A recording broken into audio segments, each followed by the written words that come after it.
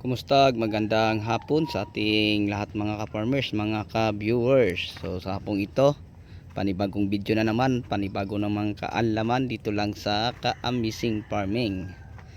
Okay, so nga hapong ito mga ka-farmers, ang ating pag-usapan ay yung mga fungus no, sa ating ampalaya.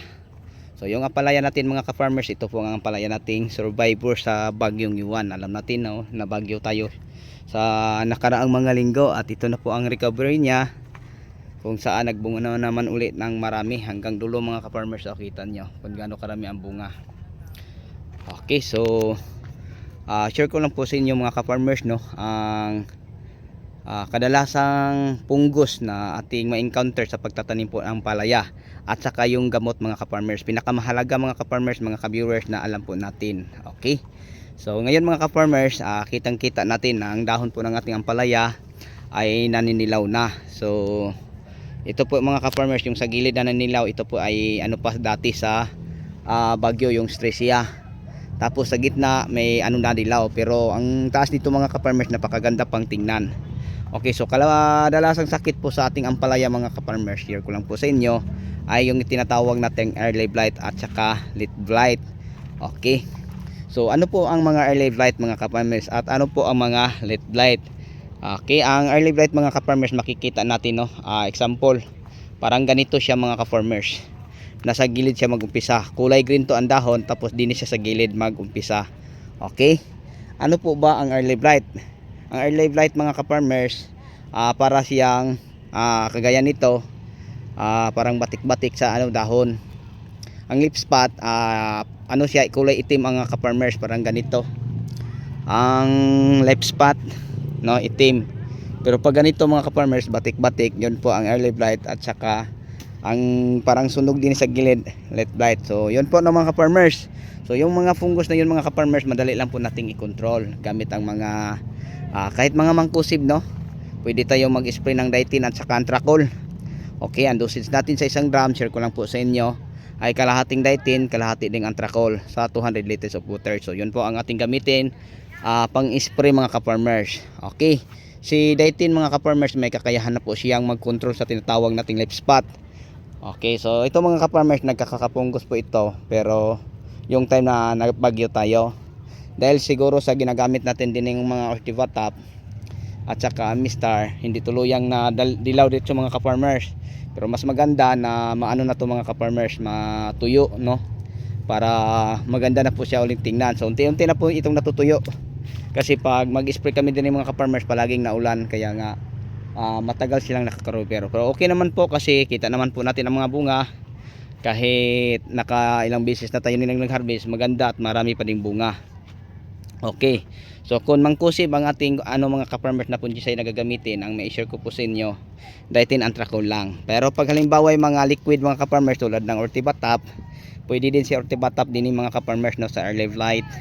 Pwede din siya sa late blight, leaf spot, anthracnose, mga scab, ordinary mildew. So kaya din yang i-control. Okay, so yun po ang ating pag-usapan ngayon.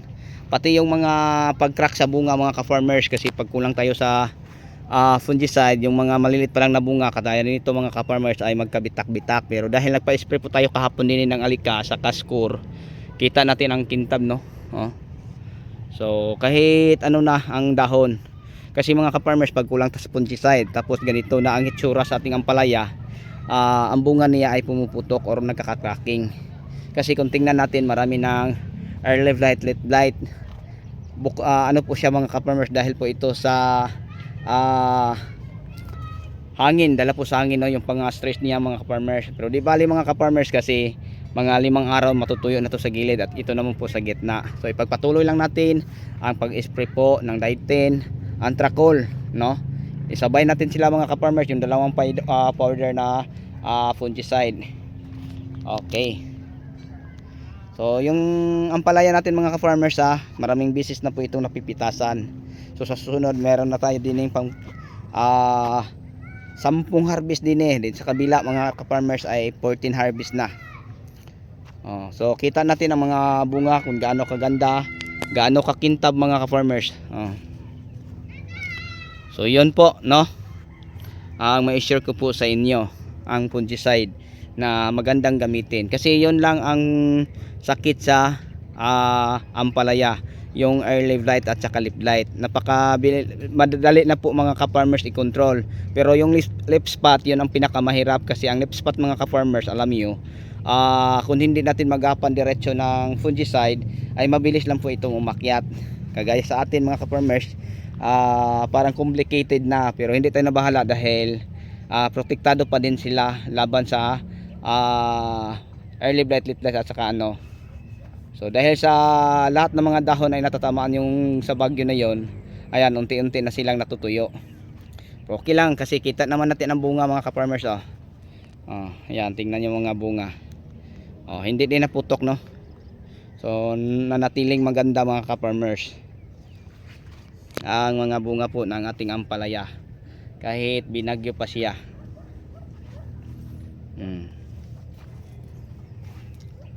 So leaf spot lang ang pinakamahirap, pero ang magandang fungicide mga ka-farmers sa leaf spot, yung mga nag-i-AI na mga difenoconazole. So pag halimbawa nagamit kang score, difenoconazole po siya. So ang dosage 10 ml lang po kung knapsack sprayer. Pag halimbawa yung drum 200 liters water, ang ilagay nyo 120 ml lang po sa isang drum. Tapos isabay nyo ang insecticide na alika, kasi yun po ang kanyang compatible. So yun po ang pinapa-spray natin yung time na nag-harvest tayo mga ka-farmers, kasi inuugali natin na pagkatapos mag-harvest ay mag-spray po uli.